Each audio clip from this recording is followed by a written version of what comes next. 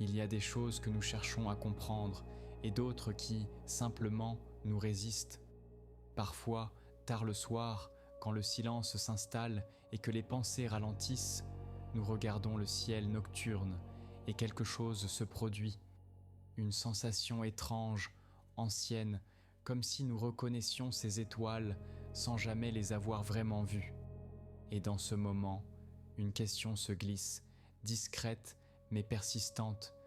Si nous savions exactement ce que sont ces lumières, si nous comprenions leur distance, leur composition, leur histoire, perdrait-elle cette qualité qui nous touche? Cette crainte existe en nous, silencieuse mais réelle.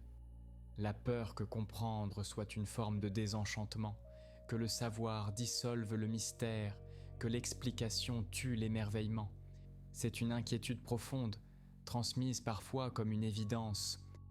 On nous dit que la science dissèque, qu'elle réduit, qu'elle transforme la beauté vivante en mécanisme froid, qu'un arc-en-ciel expliqué n'est plus qu'une réfraction de la lumière, qu'une étoile comprise devient un simple amas de gaz, qu'un sentiment analysé perd sa magie.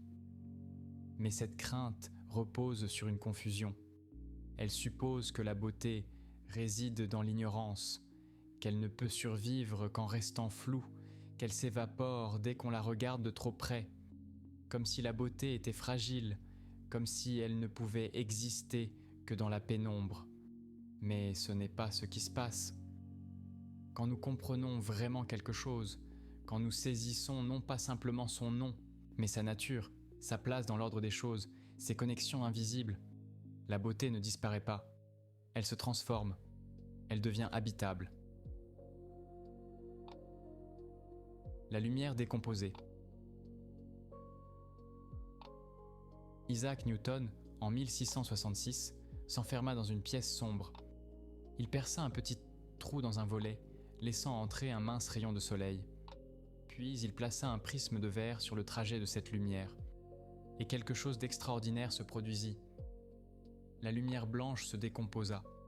Elle s'étira en un spectre de couleurs, rouge, orange, jaune, vert, bleu, indigo, violet. Un arc-en-ciel parfait projeté sur le mur. Ce moment marqua une rupture. Avant Newton, on pensait que le prisme colorait la lumière, qu'il ajoutait quelque chose, qu'il transformait la pureté blanche en teintes diverses. Mais Newton démontra le contraire. Le prisme ne créait rien, il révélait. La lumière blanche contenait déjà toutes les couleurs, mélangées, invisibles à l'œil nu. Le prisme les séparait simplement, les rendait visibles. Cette découverte fut accueillie avec résistance. Certains poètes de l'époque, certains artistes, protestèrent. Ils disaient que Newton avait détruit la beauté de l'arc-en-ciel, qu'il l'avait réduit à un simple phénomène optique, qu'il avait tué la magie. John Keats, le poète romantique, écrivit plus tard que Newton avait déroulé l'arc-en-ciel, qu'il l'avait démystifié, appauvri. Mais regardons ce qui s'est réellement passé. Avant Newton, l'arc-en-ciel était beau, certes, mais distant. C'était un phénomène qu'on observait, qu'on admirait de loin, sans vraiment le comprendre. Après Newton, l'arc-en-ciel est devenu habitable. Nous avons compris qu'il n'existe pas réellement dans le ciel, qu'il n'a pas de position fixe, qu'il est une rencontre entre la lumière, l'eau et notre regard. Nous avons découvert que chaque observateur voit son propre arc-en-ciel, que deux personnes côte à côte contemplent des arcs différents, qu'ils se déplacent avec nous. Nous avons réalisé que l'arc-en-ciel est toujours exactement à 42 degrés de l'ombre de notre tête, qu'il nous suit, qu'il est une création continue de notre position.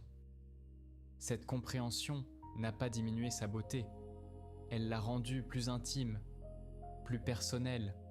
L'arc-en-ciel n'est plus un objet lointain dans le ciel, il est une relation, une danse entre la lumière et notre présence.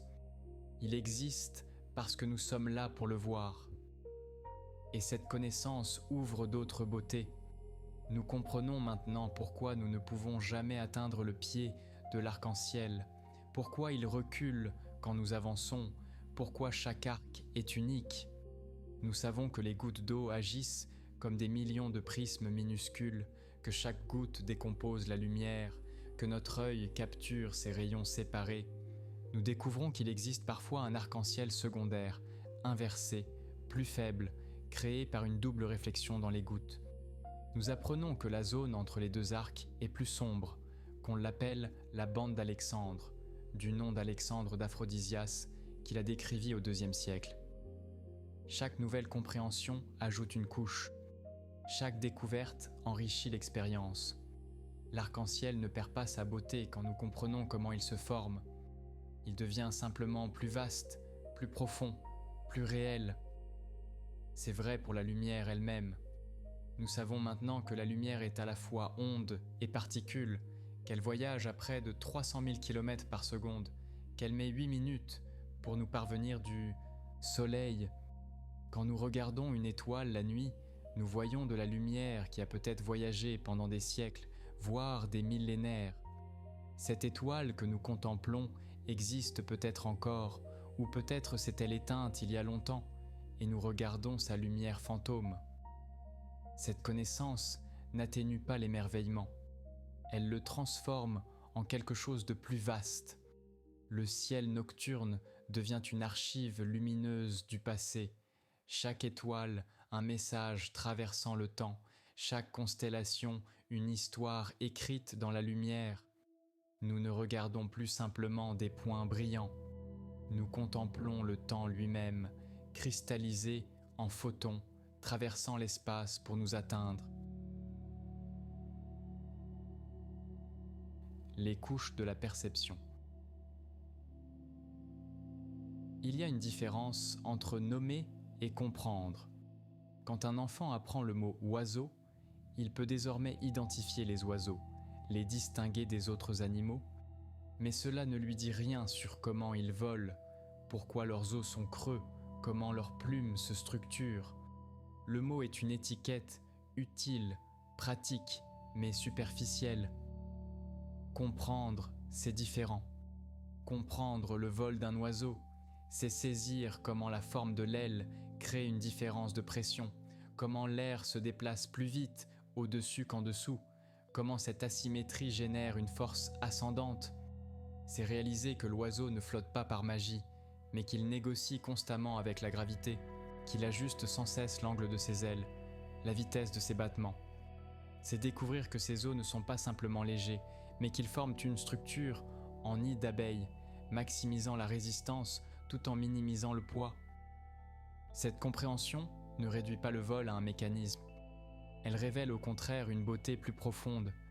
Le vol devient une solution élégante à un problème complexe, une négociation continue entre forces opposées, une performance qui se réinvente à chaque battement d'aile. Nous voyons maintenant la finesse, l'adaptation, l'équilibre subtil. Richard Feynman, physicien et prix Nobel, raconta une histoire. Enfant, il se promenait avec un ami, ils virent un oiseau.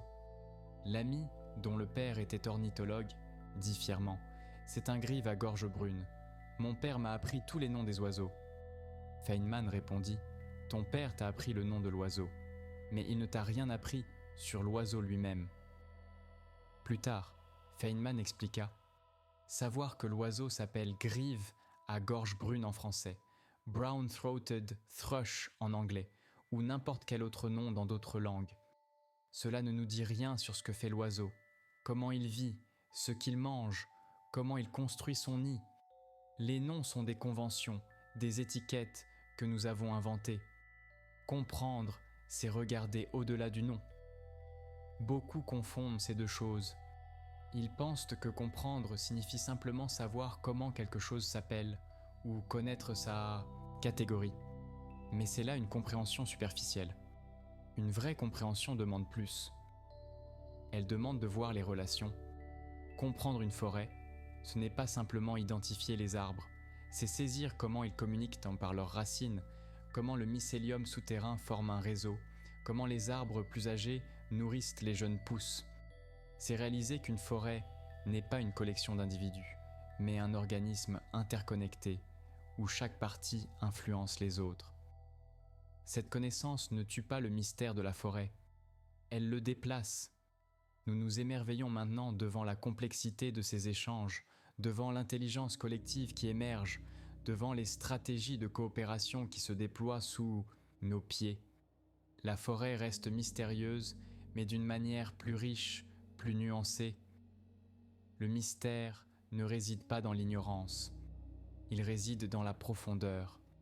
Plus nous comprenons, plus nous découvrons de nouvelles couches, de nouvelles questions, de nouvelles merveilles. Un enfant qui ne sait rien de la physique voit la lune flotter dans le ciel et s'en contente. Un adulte qui comprend la gravitation voit la lune tomber constamment vers la Terre, mais avec une vitesse latérale suffisante pour manquer continuellement sa cible. La lune ne flotte pas, elle tombe éternellement dans une chute qui devient orbite. Cette compréhension transforme la lune d'un objet statique en un mouvement perpétuel, en une danse cosmique, en un équilibre dynamique. Le mystère ne disparaît pas. Il se déplace vers des questions plus profondes. Pourquoi la gravité existe-t-elle? Pourquoi suit-elle cette loi précise? Pourquoi l'univers obéit-il à des équations mathématiques? Ces questions restent ouvertes, profondes, peut-être impossibles à résoudre complètement. Mais notre émerveillement s'enrichit. L'harmonie des équations. Il existe une beauté particulière dans les équations. Pas simplement leur utilité, pas simplement leur capacité à prédire, mais leur élégance intrinsèque. Les équations de Maxwell, formulées au XIXe siècle, décrivent l'électromagnétisme. Elles montrent comment l'électricité et le magnétisme ne sont pas des forces séparées, mais deux aspects d'une même réalité. Comment un champ électrique changeant crée un champ magnétique, et comment un champ magnétique changeant crée un champ électrique. Ces quatre équations, quelques lignes de symboles mathématiques, contiennent toute la théorie de la lumière, toute la base de l'électronique moderne, toute la structure des ondes radio. Quand James Clerk Maxwell formula ces équations, il réalisa quelque chose d'extraordinaire. Les équations prédisaient que des ondes électromagnétiques pouvaient se propager dans le vide, à une vitesse calculable. Quand il effectua le calcul, la vitesse correspondait exactement à celle de la lumière. La lumière n'était pas une substance mystérieuse, elle était une onde électromagnétique. Cette révélation unifia des phénomènes qui semblaient totalement distincts. L'électricité dans un fil, le magnétisme d'un aimant, la lumière du soleil, la chaleur d'un feu. Tout cela était une même chose, vue sous différents angles, manifestée à différentes fréquences. Cette unification ne détruisit pas la beauté de la lumière. Elle révéla au contraire une beauté plus profonde.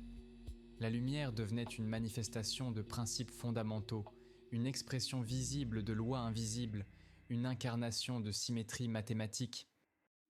Les physiciens parlent souvent d'élégance. Une équation est élégante quand elle est simple, quand elle unifie des phénomènes apparemment disparates, quand elle révèle une symétrie cachée. L'équation la plus célèbre du monde, E égale mc², est d'une simplicité stupéfiante. 3 symboles, 2 lettres et un chiffre. Et pourtant, elle révèle que la matière et l'énergie sont interchangeables, que la masse est de l'énergie concentrée, que l'univers repose sur une équivalence profonde. Cette simplicité n'est pas une réduction, c'est une révélation. Elle montre que sous la complexité apparente du monde, sous la diversité infinie des phénomènes, existent quelques principes simples. Ces principes ne sont pas arbitraires, ils sont interconnectés, ils forment une structure cohérente. Paul Dirac, physicien théoricien, cherchait une équation décrivant l'électron. Il voulait une équation qui soit à la fois cohérente avec la mécanique quantique et avec la relativité restreinte. Il formula ce qu'on appelle maintenant l'équation de Dirac. Cette équation était d'une élégance remarquable, mais elle contenait quelque chose d'étrange. Elle prédisait l'existence d'une particule avec la même masse que l'électron, mais avec une charge opposée. Une particule qui n'avait jamais été observée. Dirac aurait pu ignorer cette prédiction, la considérer comme une bizarrerie mathématique, mais il fit confiance à l'équation. Il proposa que cette particule existait réellement, qu'elle devait exister quelque part dans l'univers. 4 ans plus tard, Carl Anderson découvrit le positron, le premier exemple d'antimatière jamais observé. L'équation avait révélé une vérité sur l'univers, avant même que nous l'observions. C'est là une beauté particulière, la beauté d'une structure mathématique qui contient plus que nous y avons mis, qui révèle des vérités que nous n'avions pas anticipées, qui semble posséder une vie propre. Les mathématiques ne sont pas simplement un outil que nous utilisons pour décrire le monde. Elles semblent être tissées dans la structure même de la réalité. Eugène Wigner, physicien et mathématicien, parla de l'efficacité déraisonnable des mathématiques. Pourquoi les mathématiques fonctionnent-elles si bien pour décrire l'univers ? Pourquoi des structures mathématiques, inventées pour leur beauté abstraite, se révèlent-elles ensuite correspondre à des phénomènes physiques réels ? Les géométries non euclidiennes furent développées au XIXe siècle comme des curiosités mathématiques, des explorations de possibilités logiques. Un siècle plus tard, Einstein réalisa que l'espace-temps lui-même suivait une géométrie non euclidienne, que la gravité n'était pas une force, mais une courbure de l'espace. Les mathématiciens avaient exploré cette structure bien avant que la physique en ait besoin. Cette correspondance entre beauté mathématique et réalité physique reste mystérieuse, mais c'est un mystère qui enrichit notre compréhension. Il suggère que l'univers possède une cohérence profonde, une logique interne, une structure qui transcende notre perception immédiate.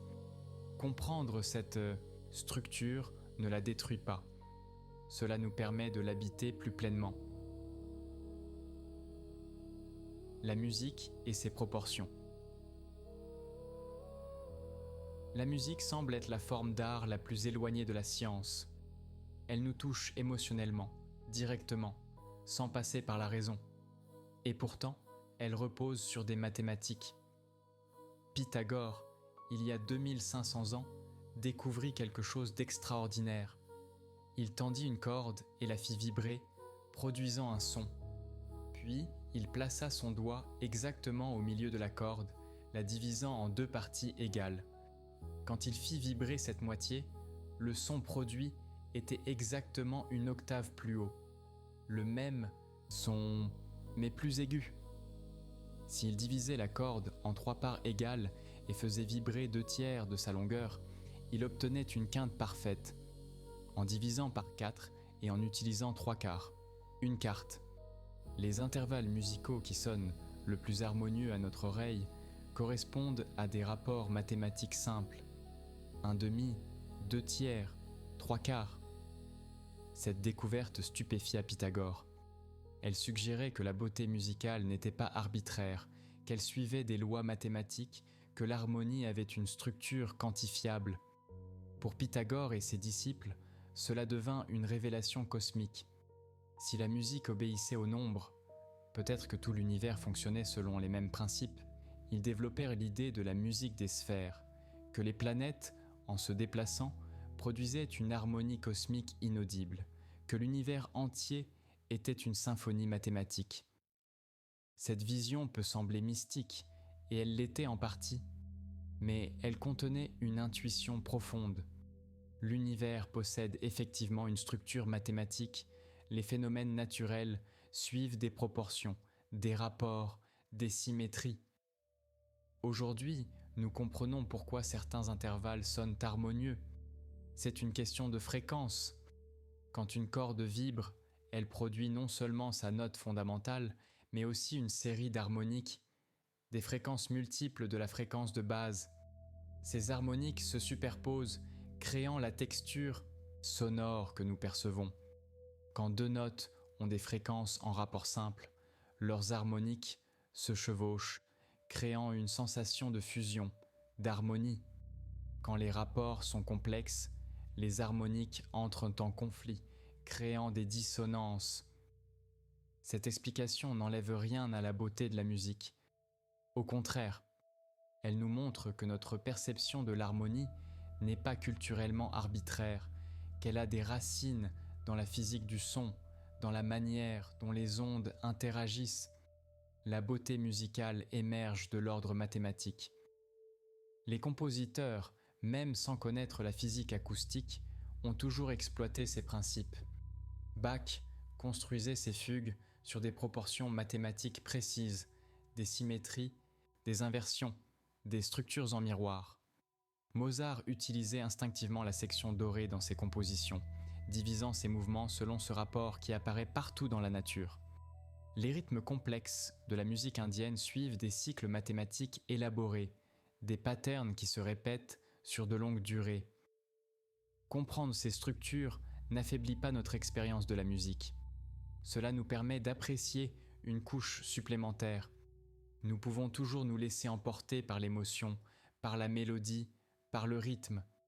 Mais nous pouvons aussi percevoir l'architecture sous-jacente, les motifs qui se tissent, les symétries qui s'entrecroisent.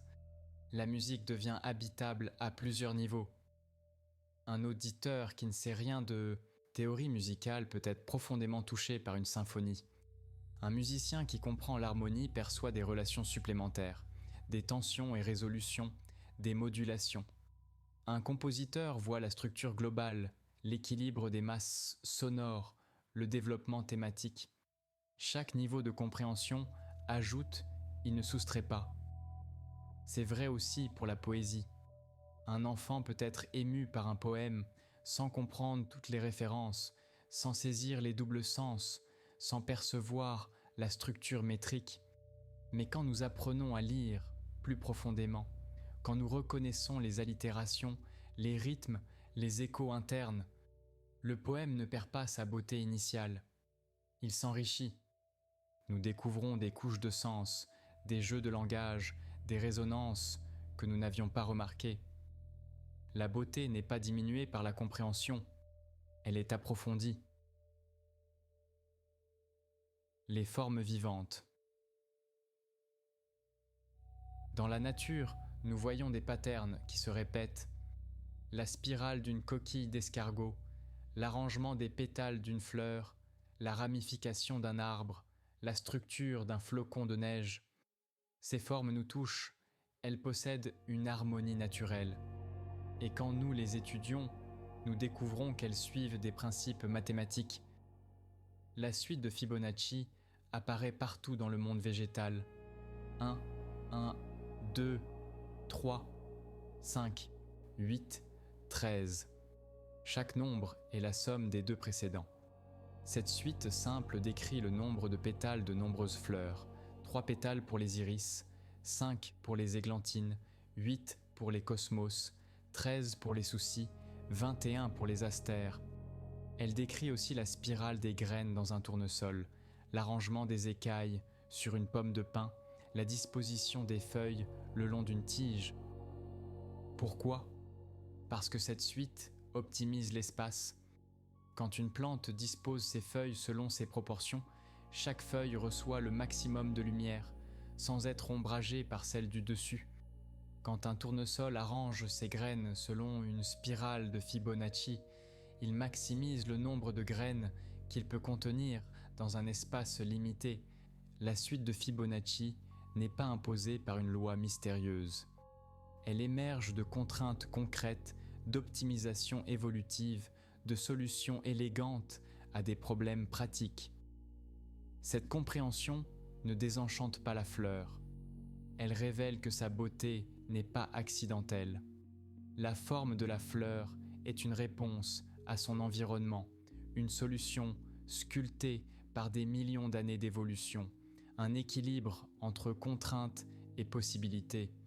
La beauté de la fleur est fonctionnelle, mais cette fonctionnalité est elle-même belle. Les fractales sont un autre exemple. Une fractale est une forme qui se répète à différentes échelles. Regardez un chou romanesco. Chaque bourgeon est une version miniature de l'ensemble et chaque sous-bourgeon est une version encore plus petite. Cette auto-similarité crée une beauté hypnotique. On la retrouve dans les fougères, dans les arbres, dans les systèmes circulatoires, dans les rivières et leurs affluents. Les fractales ne sont pas une bizarrerie mathématique. Elles sont une stratégie efficace. Un arbre qui se ramifie de manière fractale maximise sa surface de feuilles, tout en minimisant la longueur de ses branches. Un réseau sanguin fractal distribue efficacement les nutriments à toutes les cellules. La nature utilise les fractales parce qu'elles fonctionnent. Et parce qu'elles fonctionnent, elles sont belles. Darcy Thompson, biologiste et mathématicien, écrivit au début du XXe siècle un livre extraordinaire, Forme et croissance. Il y montrait comment les formes biologiques obéissent aux lois physiques. La forme d'une goutte d'eau est déterminée par la tension superficielle, la forme d'une bulle de savon par la minimisation de surface, la forme d'un os par les forces qu'il doit supporter. Il démontra que des organismes apparemment très différents pouvaient être transformés les uns dans les autres par des déformations mathématiques simples. Le crâne d'un chimpanzé est celui d'un humain, le squelette d'un poisson est celui d'un oiseau. Toutes ces formes étaient des variations sur des thèmes communs, des solutions différentes à des problèmes similaires. Cette vision ne réduit pas la diversité de la vie, elle révèle une unité sous-jacente. Les mêmes principes, appliqués dans des contextes différents, génèrent une infinité de formes. C'est comme un thème musical qui se décline en variations, chaque variation unique, mais toutes reliées par un fil conducteur. Quand nous comprenons pourquoi une coquille a cette spirale particulière, pourquoi un flocon de neige a cette symétrie hexagonale, pourquoi une araignée tisse une toile géométrique, nous ne perdons pas notre émerveillement. Nous gagnons le respect pour l'élégance des solutions, pour l'ingéniosité de l'évolution, pour la profondeur des principes qui gouvernent la forme. La nature n'est pas simplement belle, elle est intelligible, et cette intelligibilité est elle-même une forme de beauté. Le temps et la mémoire. Certaines choses résistent davantage à la compréhension. Le temps, par exemple. Nous le vivons constamment. Chaque instant glisse dans le suivant. Le présent devient passé. Le futur se transforme en présent. Et pourtant, nous ne savons pas vraiment ce qu'est le temps. La physique nous dit des choses étranges sur le temps. Einstein démontra que le temps n'est pas absolu, qu'il ne s'écoule pas à la même vitesse pour tous. Deux horloges, l'une en mouvement et l'autre immobile, ne mesurent pas le même temps. Près d'un objet massif, le temps ralentit. Les astronautes, dans la Station spatiale internationale, vieillissent légèrement moins vite que nous, quelques millisecondes gagnées au cours de leur séjour.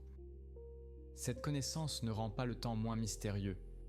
Au contraire, elle révèle que le temps est plus étrange que nous l'imaginions, qu'il n'est pas simplement une toile de fond immuable sur laquelle se déroulent les événements, mais qu'il est tissé dans la structure de l'espace, qu'il est flexible, qu'il peut se courber et s'étirer. La mémoire, elle aussi, reste profondément mystérieuse.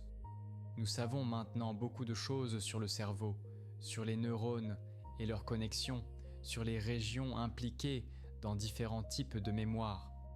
Nous comprenons que les souvenirs ne sont pas stockés comme des fichiers dans un ordinateur, mais qu'ils sont distribués dans des réseaux de neurones, qu'ils se reconstruisent chaque fois que nous nous rappelons. Nous savons que nos souvenirs sont malléables, qu'ils changent légèrement à chaque évocation, que nous ne nous souvenons pas vraiment du passé, mais de la dernière fois que nous nous en sommes souvenus. Cette connaissance ne diminue pas le pouvoir des souvenirs. Elle nous aide à comprendre pourquoi différentes personnes se souviennent différemment du même événement, pourquoi nos souvenirs d'enfance sont souvent flous, pourquoi certains souvenirs émotionnels restent si vifs, mais le mystère central demeure. Comment une expérience subjective, un souvenir qui possède une texture, une couleur émotionnelle, émerge-t-il de l'activité de milliards de neurones? C'est ce qu'on appelle le problème difficile de la conscience. Nous pouvons expliquer comment le cerveau traite l'information, comment il réagit aux stimuli, comment il contrôle le comportement. Mais nous ne pouvons pas encore expliquer pourquoi il y a quelque chose que ça fait d'être nous, pourquoi il y a une expérience subjective, une intériorité. Cette limitation de notre compréhension actuelle ne nous décourage pas. Elle nous rappelle que le mystère existe à différents niveaux. Certaines choses, nous les comprenons bien, d'autres, partiellement, d'autres encore, restent opaques. Mais chaque avancée, même partielle, enrichit notre vision. Savoir que nos souvenirs se reconstruisent ne les rend pas moins précieux. Cela les rend plus fragiles peut-être, plus humains. Nous réalisons que la mémoire n'est pas un enregistrement passif du passé, mais un processus actif de reconstruction, une création continue. Chaque souvenir est en un sens unique, parce qu'il existe à ce moment précis de notre vie, coloré par notre état actuel, par tout ce qui s'est passé depuis. Le temps qui passe transforme nos souvenirs. Certains s'effacent, d'autres persistent avec une clarté étonnante. Les neurosciences nous montrent que les souvenirs émotionnels sont consolidés différemment, que l'amygdale renforce l'encodage des expériences chargées émotionnellement.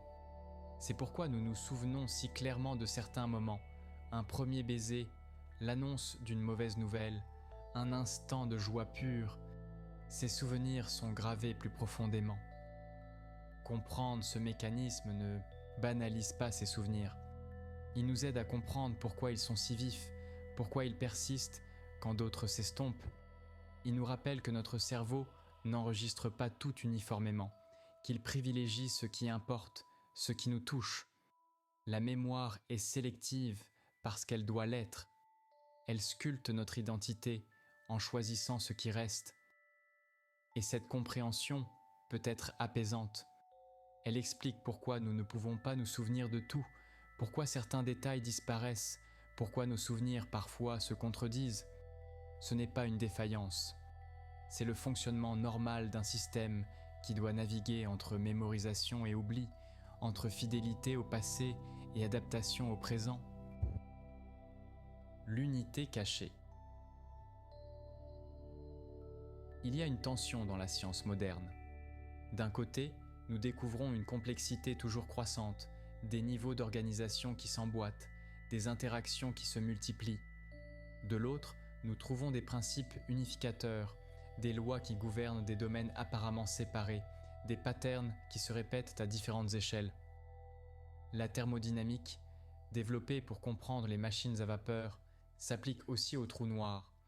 Les mêmes équations décrivent le flux de la chaleur dans un métal, la diffusion de l'information dans un réseau social, la propagation d'une épidémie.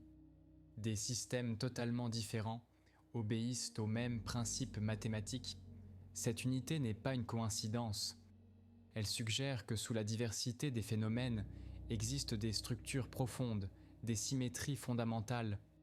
Le projet de la physique moderne est, en un sens, de trouver ces structures, de révéler l'ordre caché.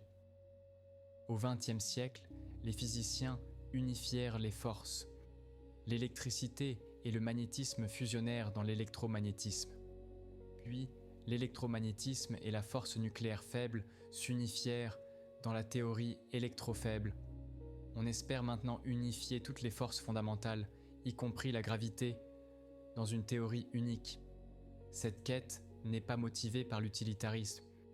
Elle est motivée par un désir esthétique, la conviction que l'univers, au niveau le plus fondamental, est simple, élégant, unifié. Cette conviction peut sembler étrange. Pourquoi l'univers devrait-il être simple ? Mais l'histoire de la science suggère que c'est le cas. Chaque fois que nous avons creusé plus profond, nous avons trouvé non pas plus de complexité arbitraire, mais plus d'ordre. Les milliers d'espèces vivantes s'organisent selon les principes de l'évolution. Les millions de composés chimiques suivent les lois de la liaison atomique. Les innombrables particules subatomiques se regroupent en quelques familles. Cette unification ne réduit pas la richesse du monde. Elle montre que cette richesse émerge de principes simples, appliqués de multiples façons. C'est comme le jeu d'échecs. Les règles sont simples, quelques pièces, quelques mouvements possibles. Mais de ces règles simples émerge une complexité infinie, des milliards de parties possibles, des stratégies sans fin, une profondeur qui ne s'épuise jamais.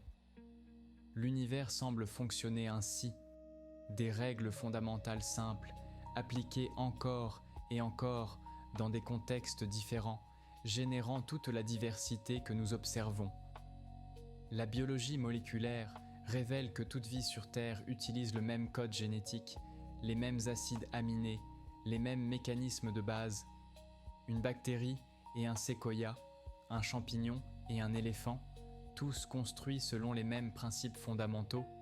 Cette unité ne banalise pas la diversité de la vie.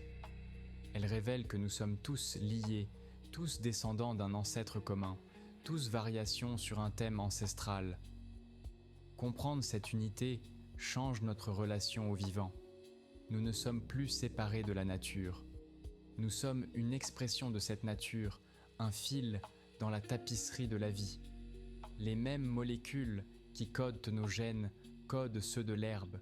Les mêmes processus qui font battre notre cœur font fleurir les plantes. Nous sommes tissés dans le même tissu. Cette réalisation n'est pas désenchantante. Elle est profondément connectante. Elle transforme notre isolement apparent en appartenance, notre séparation en continuité. Le silence entre les notes. Il y a quelque chose que la science ne peut pas saisir complètement. Pas parce qu'elle est limitée en principe, mais parce que certaines choses ne se laissent pas capturer par des mots ou des équations. Un musicien sait que la musique ne réside pas seulement dans les notes, mais aussi dans les silences entre elles. On peut analyser la structure d'une composition, identifier les harmonies, décrire les rythmes. Mais l'expérience d'écouter cette musique, l'émotion qu'elle suscite, le sens qu'elle porte, cela transcende l'analyse. Cela ne signifie pas que l'analyse est inutile. Un musicien qui comprend la théorie musicale ne perd pas la capacité d'être ému. Au contraire, il peut être ému par des aspects que d'autres ne perçoivent pas, des modulations subtiles, des résolutions inattendues, des symétries cachées. Mais il sait aussi que quelque chose demeure au-delà de la technique. C'est vrai pour toute forme d'art. Un peintre peut expliquer sa technique, le mélange des couleurs, la composition de l'image, les influences qu'il a intégrées. Mais pourquoi cette image particulière nous touche? Pourquoi elle résonne avec quelque chose en nous? Cela reste mystérieux. Et c'est bien ainsi. Le mystère ne réside pas dans l'ignorance, mais dans la profondeur de l'expérience. L'expérience subjective a une richesse que les mots ne peuvent épuiser. Quand nous regardons un coucher de soleil, nous pouvons expliquer pourquoi le ciel devient rouge. La diffusion de Rayleigh, la lumière bleue dispersée par l'atmosphère, les longueurs d'onde plus longues qui traversent qu'au plus facilement. Tout cela est vrai, exact, utile, mais cela ne capture pas ce que nous ressentons en regardant ces couleurs. La façon dont elles nous apaisent, nous émeuvent, nous rappellent d'autres couchers de soleil, d'autres moments. L'expérience contient toujours plus que l'explication. Et c'est précisément parce que l'explication n'essaie pas de remplacer l'expérience. Elle l'accompagne, l'enrichit, lui donne un contexte, mais elle ne la supplante jamais. Wittgenstein disait qu'il y a des choses dont on ne peut parler et sur lesquelles il faut garder le silence. Mais ce silence n'est pas un échec, c'est une reconnaissance.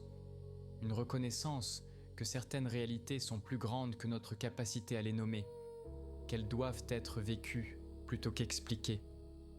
La science nous donne un langage pour parler du monde, mais le monde lui-même précède et dépasse ce langage.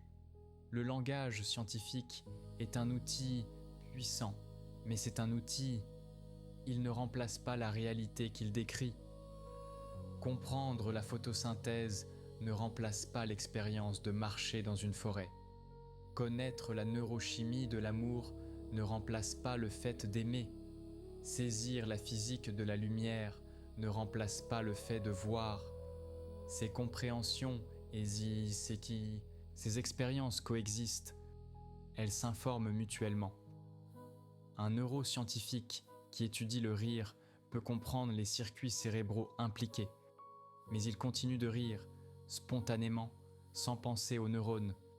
Sa connaissance n'interfère pas avec son expérience. Elle existe simplement à un niveau différent. C'est peut-être là le point crucial. Nous vivons à plusieurs niveaux simultanément. Le niveau de l'expérience immédiate, des sensations, des émotions, le niveau de la compréhension conceptuelle, des patterns, des relations, le niveau de l'émerveillement face aux mystères qui persistent. Ces niveaux ne s'excluent pas, ils s'enrichissent mutuellement. La beauté de l'intelligibilité. Il existe une beauté particulière dans le fait que le monde soit compréhensible. Ce n'était pas garanti. L'univers aurait pu être chaotique, arbitraire, résistant à toute tentative de compréhension. Mais ce n'est pas le cas. Il obéit à des lois, il suit des patterns, il possède une structure que nous pouvons saisir. Einstein s'émerveillait de cela. Il disait que le plus incompréhensible au sujet de l'univers, c'est qu'il soit compréhensible. Pourquoi les mathématiques que nous développons dans nos esprits correspondent-elles aux structures du monde réel? Pourquoi les expériences que nous menons dans nos laboratoires révèlent-elles des lois qui s'appliquent à l'univers entier?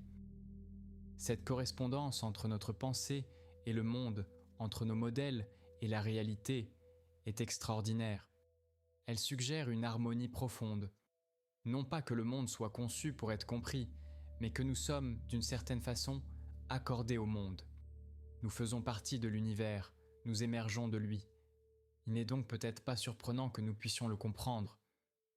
Mais cette capacité reste merveilleuse. Elle signifie que nous ne sommes pas des étrangers dans un univers indifférent.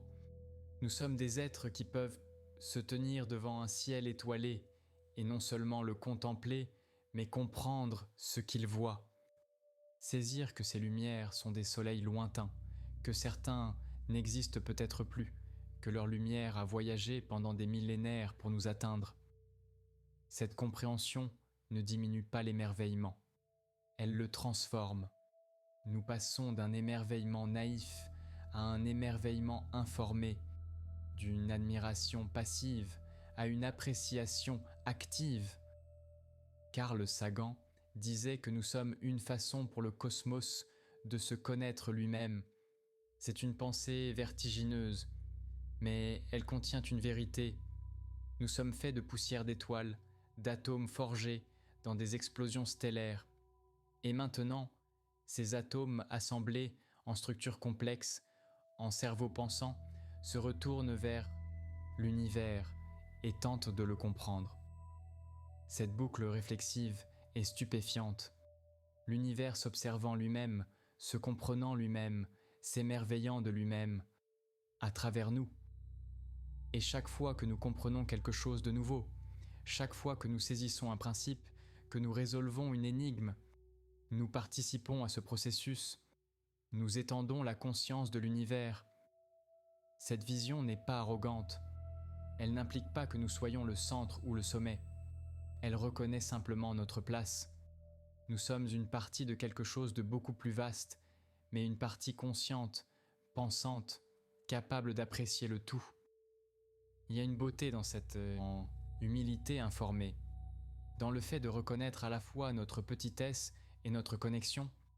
Nous sommes minuscules face à l'immensité cosmique, mais nous sommes tissés de la même étoffe que les étoiles, régis par les mêmes lois, faits de la même matière. Comprendre cela ne nous diminue pas, cela nous situe, cela nous donne un sens de notre place dans l'ordre des choses.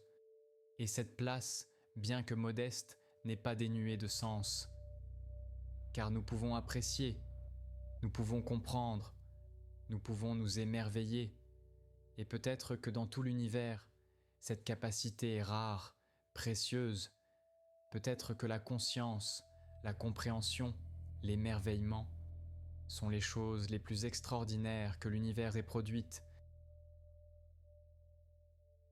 Habiter le monde compris. Alors finalement, que signifie comprendre? Ce n'est pas dissoudre le mystère, mais l'approfondir. Ce n'est pas tuer la beauté, mais la rendre habitable. Ce n'est pas réduire le monde à des équations, mais révéler l'ordre qui le structure. Chaque fois que nous comprenons quelque chose, nous ne perdons pas notre capacité à l'apprécier. Nous gagnons simplement un nouveau niveau d'appréciation, une couche supplémentaire, une perspective enrichie. L'arc-en-ciel compris reste beau, mais sa beauté devient plus personnelle, plus intime. L'étoile comprise reste lumineuse, mais sa lumière porte maintenant l'histoire de son voyage. La fleur comprise reste harmonieuse, mais son harmonie révèle une sagesse évolutive. La musique comprise reste émouvante, mais son émotion se tisse avec notre compréhension de sa structure. Rien n'est enlevé, tout est ajouté. Et peut-être que c'est là la vraie réponse à la peur du désenchantement. Le désenchantement ne vient pas de la compréhension, il vient de la confusion entre nommer et comprendre, entre savoir superficiel et connaissance profonde. Quand nous pensons que comprendre signifie simplement étiqueter, classer, réduire à une formule, alors oui, cela peut sembler appauvrissant. Mais la vraie compréhension est différente. Elle cherche les relations, les patterns, les connexions. Elle nous montre comment les choses s'imbriquent, comment elles émergent les unes des autres, comment elles forment un tout cohérent. Et cette vision d'ensemble possède sa propre beauté. Une beauté qui n'exclut pas l'expérience directe, mais qui la complète. Nous pouvons toujours nous tenir devant un coucher de soleil et simplement ressentir, mais si nous le souhaitons, nous pouvons aussi penser à la lumière qui voyage, à l'atmosphère qui diffuse, à la position de la Terre dans sa rotation. Et cette pensée ne détruit pas le moment. Elle l'enrichit d'une dimension supplémentaire. Le monde compris reste mystérieux, mais c'est un mystère différent, plus profond, plus riche, plus complexe, un mystère qui ne recule pas devant la connaissance, mais qui se déplace, qui se transforme. Chaque réponse ouvre de nouvelles questions, chaque découverte révèle de nouvelles profondeurs. Le mystère ne s'épuise jamais, il évolue simplement. Et peut-être que c'est cela, finalement, la vraie beauté. Non pas l'ignorance, mais l'exploration sans fin. Non pas l'opacité, mais la profondeur infinie. Non pas le refus de comprendre, mais l'acceptation que la compréhension elle-même est un voyage sans destination finale.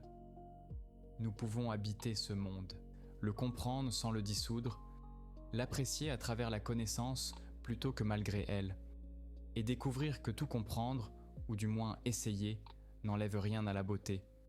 Au contraire, cela la rend habitable. Si ce voyage à travers les couches de la compréhension vous a apaisé, si ces réflexions sur la beauté et le savoir vous ont accompagné doucement vers le sommeil, vous pouvez soutenir la chaîne en vous abonnant à Sommeil et Savoir. Maintenant, laissez votre esprit dériver, laissez les pensées se dissoudre lentement. Le monde reste beau, compris ou non, expliqué ou mystérieux. Et dans ce silence qui s'installe, dans cet espace entre la veille et le sommeil, toutes les beautés coexistent. Dormez paisiblement, entourés par l'ordre invisible des choses, bercés par l'harmonie profonde du réel. Et que vos rêves vous emmènent dans ces lieux où comprendre et ressentir ne font qu'un, où la connaissance et l'émerveillement dansent ensemble, où tout est à la fois clair et mystérieux. Bonne nuit.